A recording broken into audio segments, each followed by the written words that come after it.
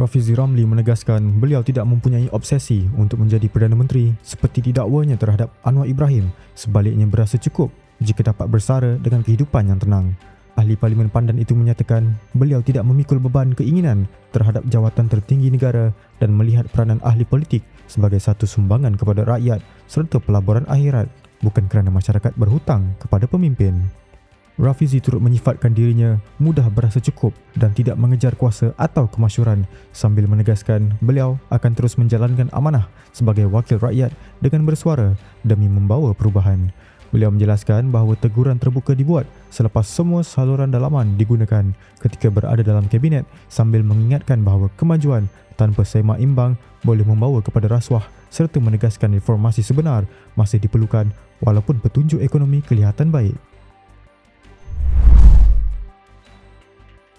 Datuk Seri Muhammad Sanusi Mat Noor menjelaskan bahawa ucapannya yang tular bukan serangan terhadap Mursyidul Ampas, sebaliknya sebahagian daripada sesi muhasabah dalaman parti.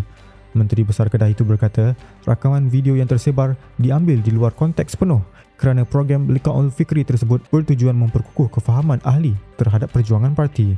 Beliau menegaskan program berkenaan tidak terbuka kepada umum dan hanya boleh difahami dengan mengikuti keseluruhan perbincangan dari awal hingga akhir.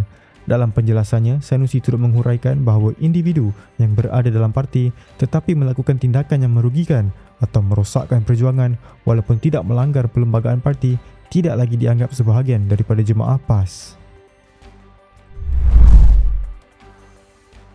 Seorang ahli Majlis Pimpinan Tertinggi Bersatu, Yunus Nordin, menggesa Tan Sri Muhyiddin Yassin melepaskan jawatan Presiden Parti dan mencadangkan Datuk Seri Hamzah Zainuddin memangku peranan itu.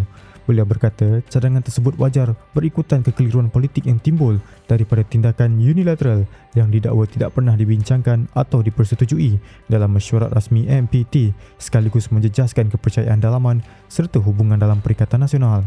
Yunus berpandangan Hamzah merupakan tokoh paling sesuai memangku jawatan Presiden kerana pengalaman, kewibawaan dan keupayaan beliau untuk menyatukan semula kepimpinan parti serta memperkukuh kerjasama dalam gabungan.